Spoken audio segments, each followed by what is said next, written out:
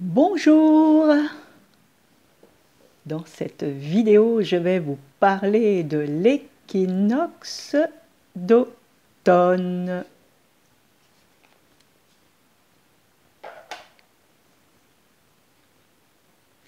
C'est lorsque le soleil est arrivé à 0 degré de la balance.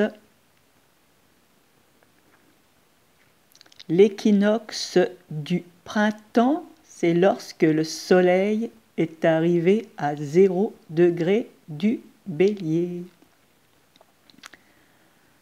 Le solstice d'été, c'est lorsque le soleil est arrivé à 0 degré du cancer.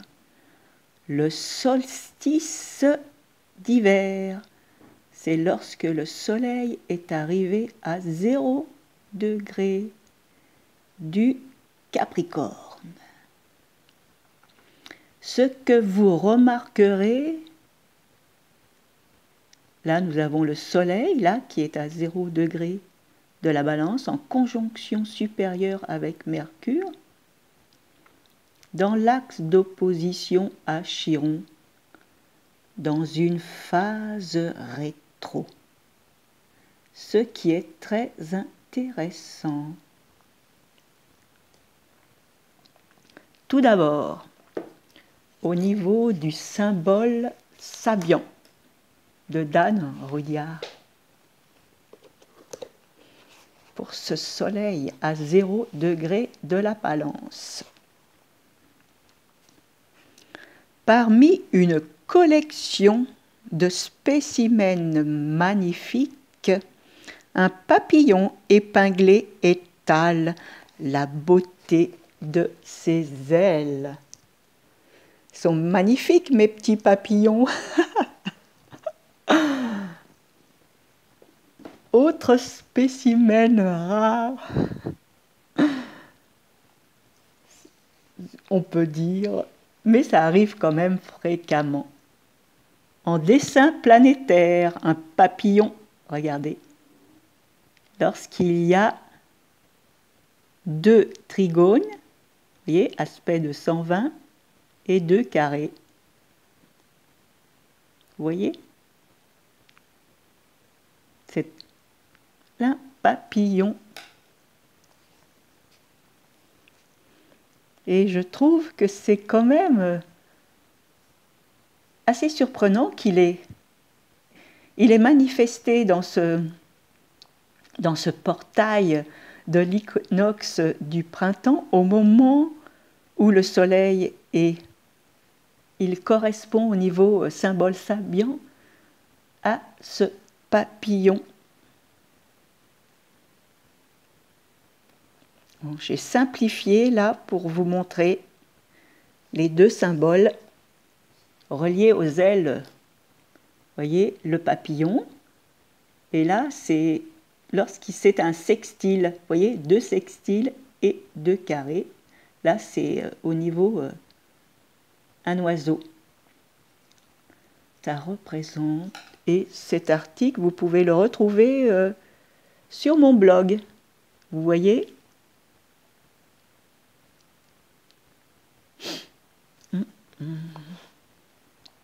Aile d'oiseau, le papillon en dessin planétaire.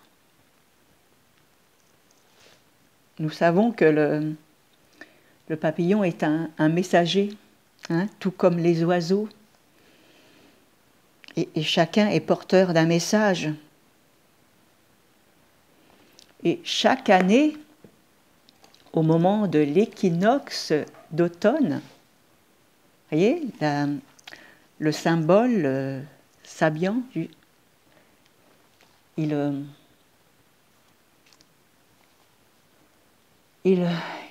parle de papillons.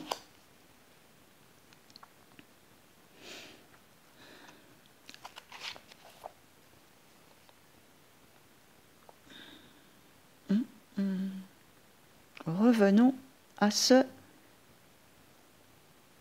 portail d'automne.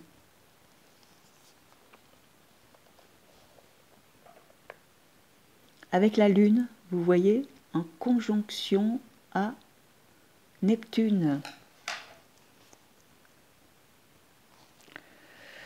Quelque chose que je n'ai pas rajouté.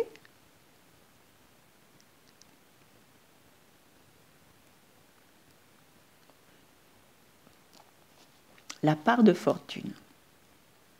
Ah, je préfère lorsque la part de fortune est présente. Vous voyez, cette part de fortune. Elle rend très positive et dynamique cette conjonction de la Lune et de Neptune au moment de ce portail d'automne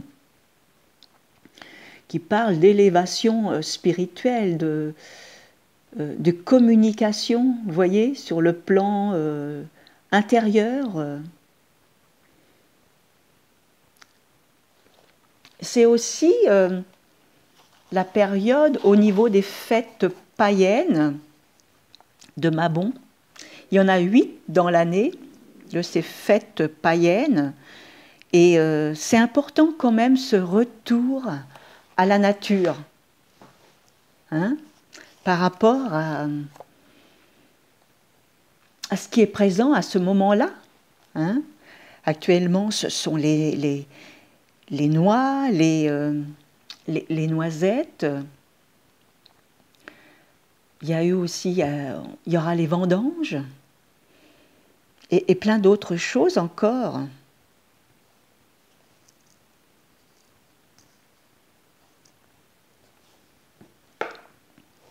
Pour revenir à Chiron, qui a été découvert le 1er novembre 1977, et en 2018, cela fera 41 ans qu'il a été découvert, et il a un cycle à peu près de 50 ans.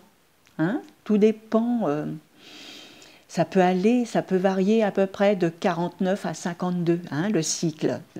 C'est-à-dire le retour de Chiron au moment où il est de notre naissance, hein, bien entendu.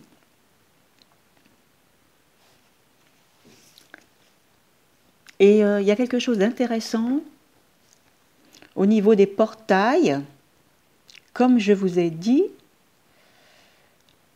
je prends mes petits repères. Et ce soleil qui marque l'équinoxe de l'automne et Chiron, l'équinoxe au niveau symbolique du printemps.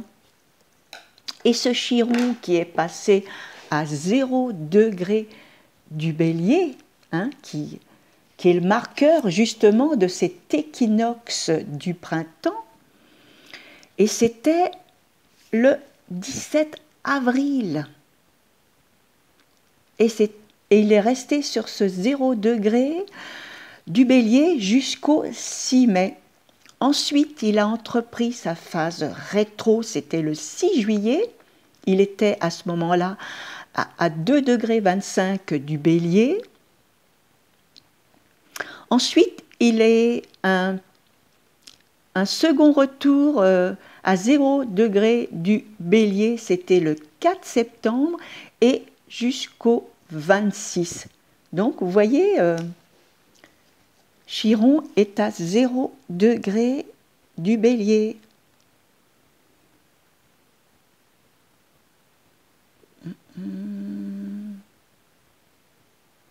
Voilà. Chiron à 0 degré du Bélier, comme vous pourrez le remarquer. Hein? Alors, il est, et voilà, hein? Chiron avec son symbole.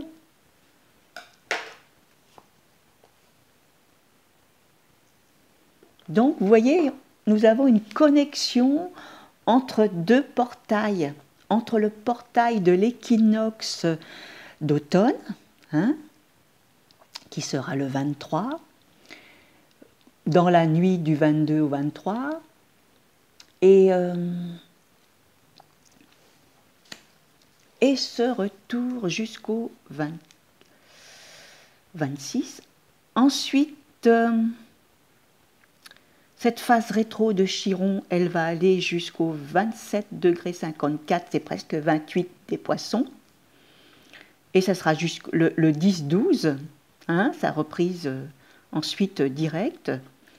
Et le dernier retour de Chiron à 0 degré du Bélier, hein, qui équivaut justement à cet équinoxe du printemps, ça sera du 19 février au 7 mars 2019. Donc, ce qui veut dire que cet équinoxe du printemps en 2019 sera très important. En plus, il correspond, je dirais, il me semble, au retour du 3e carré de Mars et Vénus, hein, si je me souviens bien, quelque chose comme ça. Et actuellement, par rapport à la découverte de Chiron, c'était le 1er novembre 77, mais ça correspond aussi à... Il est dans une phase de dernier quartier. Vous voyez ? Chaque phase fait à peu près 12 ans et demi, 12-13 ans, vous voyez, par rapport à son cycle. Et là, ça fait 41 ans. Donc, et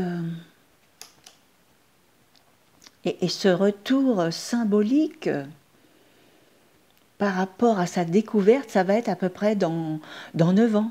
Vous voyez, donc, on est quand même dans une phase très importante de Chiron. Il y a une chose aussi...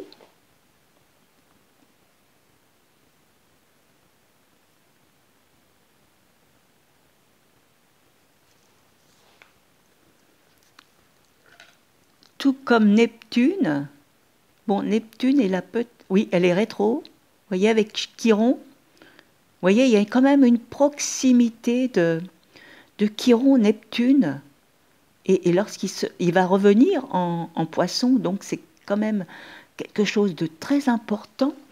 Cette conjonction, elle a eu lieu, c'était en 2009, et qui était aussi en conjonction avec Jupiter. J'avais écrit aussi un article que je vous invite vraiment à découvrir au niveau de la thérapie et tous les nouveaux thérapeutes qui se sont... toute cette vague de nouveaux thérapeutes qu'il y a aussi actuellement. Qu'il n'y avait pas, il n'y en avait pas autant à cette période, mais vous voyez, ça correspond bien au ce cycle de Chiron avec Neptune et Jupiter quand même. Hein. C'est quand même un cycle très important et qui a quand même qui a évolué dans le signe des Poissons, qui est en lien justement avec ces énergies psychiques, avec les énergies spirituelles, les énergies de thérapeute aussi. Hein.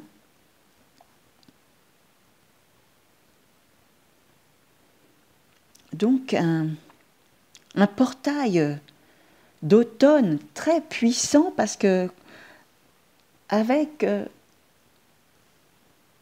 ce portail justement, il y a une connexion avec ce portail à venir dans 6 mois de l'équinoxe du printemps.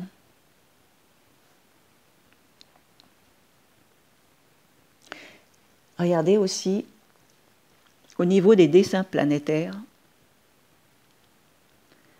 Alors, si vous ne connaissez pas le triangle atypique, vous voyez, ça rassemble 3 aspects qui sont complètement différents. Vous voyez ? Donc là, nous avons un trigone, un carré et un quinconce pour former ce triangle atypique. Nous avons encore... Non, c'est plutôt au moment... Bon, là, c'est avec l'axe des nœuds lunaires. J'en ai parlé dans ma précédente vidéo avec Uranus. Vous voyez, Uranus est dans l'axe d'opposition à Vénus et au mi-point de l'axe des nœuds. Vous voyez, Vénus, c'est tout pareil, au mi-point de l'axe des nœuds lunaires. Alors là, je vous invite à voir ma précédente vidéo sur Vénus. Dans les 12 maisons, j'en parle vraiment. C'est très important, hein, parce que ça va quand même orienter, ça va colorer les mois à venir.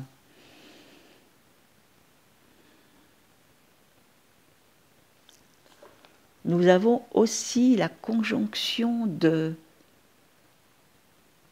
Saturne avec Vesta, vous voyez, la connaissance par le sacré,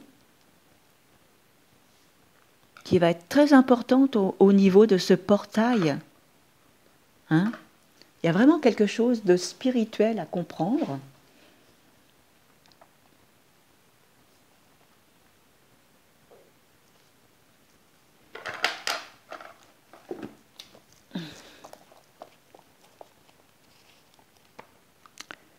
Mars, Saturne, il est là.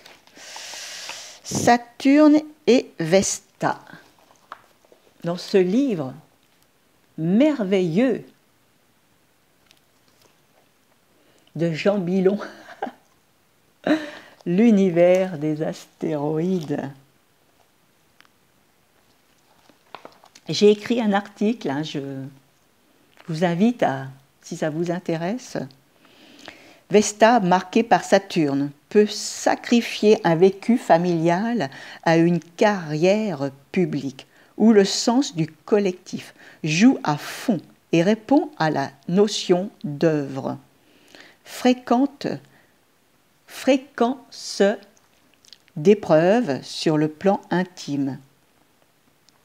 Décès ou plus simplement isolement, déception, lucidité, pessimisme sur les proches, ambiance froide, climat de sous-entendu. Il peut s'agir aussi d'un besoin de retrait, de l'agitation extérieure permettant de retrouver sa part de vérité. Fécondité du silence intérieur, caractère décapant du temps qui passe, incinérant les fausses valeurs. Habitat personnel plutôt solitaire, attirance pour les vieilles maisons ou celles qui ont une âme.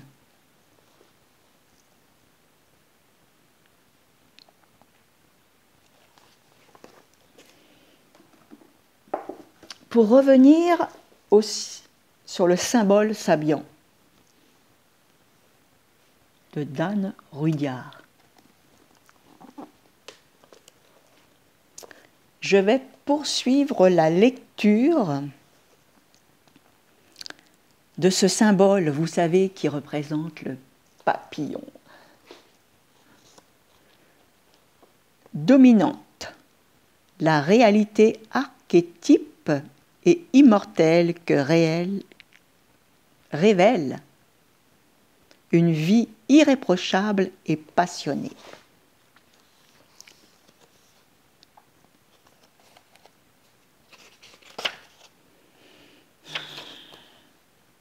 De même que le premier degré du Bélier, vous voyez, évoquait la thématique de toute la première moitié du cycle, différenciation du sein de l'océan de potentialité. Le degré initial de la balance révèle le caractère général du second hémicycle au sein du cycle annuel. Nous avons atteint l'équinoxe d'automne, le moment symbolique de récolter les moissons en prévision de l'hiver. C'est l'époque consacrée à la graine, comme l'équinoxe de printemps est l'équinoxe consacré aux germes. La nouvelle montée de la vie qui informe la croissance des organismes individuels. À ce tournant de l'automne, le mouvement vers l'individuation et l'affirmation de soi a perdu beaucoup de son élan, tandis qu'un courant nouveau réussit à défier dynamiquement son hégémonie. Le courant dirigé vers la formation de collectivités d'individus.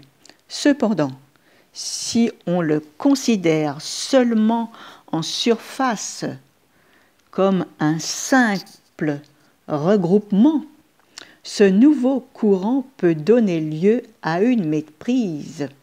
Cette dynamique a un sens plus profond et, à vrai dire, elle possède sa source intime, car il ne s'agit pas seulement d'un agrégat, d'entités distinctes, simples ou complexes, comme dans le cas de familles. Graduellement, certaines réalités archétypes descendent et s'extériorisent au cœur de ce rassemblement. Au stade de la balance, ces réalités archétypes consistent en des formes au stade du scorpion. Ce seront des formes, aussi le symbole pour ce degré de l'équinoxe d'automne décrit-il une forme parfaite, l'aboutissement de la métamorphose du ver en papillon, opération dont on a repris si souvent le symbolisme pour nous signifier que nous pourrions être plus que nous-mêmes et dépassant notre condition humaine, devenir de véritables initiés, comme l'adepte et le parfait. Le papillon, dans son impeccable beauté, est transpercé d'une fine aiguille. Mark John, dans son cours polycopié, utilisait l'expression aiguillon de la sagesse, alors qu'au départ, le clairvoyant avait noté un papillon rendu parfait par une aiguille fichée en lui, suggérant un accomplissement par le sacrifice. À mon sens, il est difficile d'affirmer que cette aiguille a fait la beauté du papillon. Elle le fige dans sa perfection, en tuant l'organisme vivant. Le papillon épinglé se voit préservé dans cette aiguille qui, pour toute la durée d'un cycle, en fait un archétype. En échappant ainsi au cours normal de la mort et de la décomposition, la forme du papillon, sa perfection est préservée. Elle est conservée au sein du Shambhala mystique, où est gardé, dit-on, le prototype de l'homme, tout comme l'étalon du maître est, ou était, détenu dans une crypte à Paris, où fut conçu le système métrique. Le papillon achevé représente donc l'aboutissement de la démarche occulte du disciple, symbolisé par le signe de la Vierge. À partir de là commence une nouvelle phase, la collectivisation. Pour garder sa valeur et sa signification, la forme parfaite de l'homme doit rester au cœur même de cette progression nouvelle, l'étalon de toute valeur. Et c'est dans le même état ou évolution qu'il est transmis chaque symbole. Il y en a 360, puisqu'il y a 360 degrés dans le zodiaque, quoi. Vous voyez ? Et 30 degrés dans chaque signe, fois 12, 360.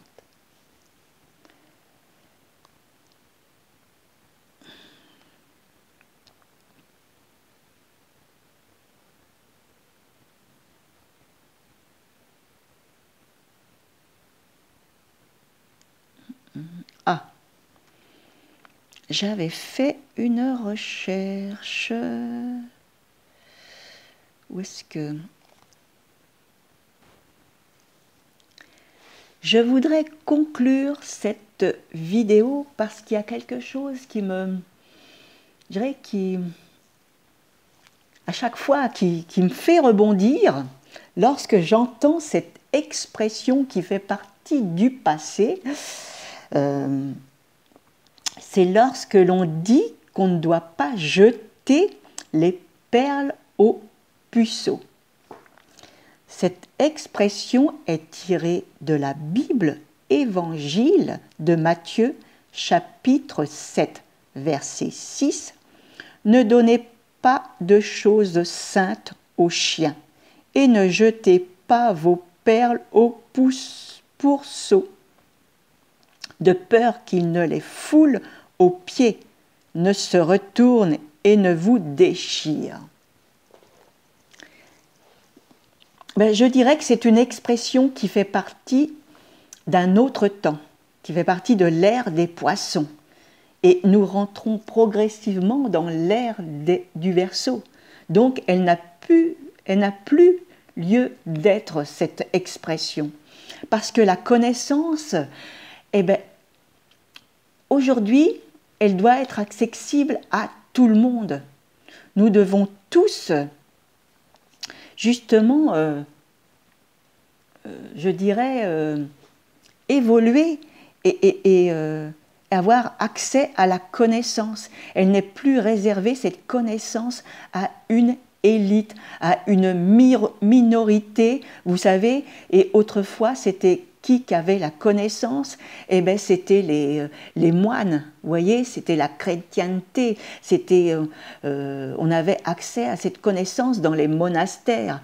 Le peuple, il était quand même... il n'avait pas accès, il était...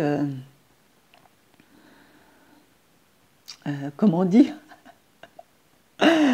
Il était ignorant, quoi. Hein, c'était vraiment... et il ne pouvait pas évoluer, il ne pouvait pas sortir de ce système dans lequel le pouvoir dirigeait le monde. Aujourd'hui, nous avons accès à une multitude de connaissances. Je dirais que les cadenas qui étaient verrouillés, ils sont déverrouillés aujourd'hui. Ils ont été vraiment... Il n'y a plus de cadenas qui nous empêchent d'avoir accès à cette connaissance. Sur Internet, nous avons accès justement à de nombreuses connaissances, si nous pouvons nous le permettre de l'avoir par les livres.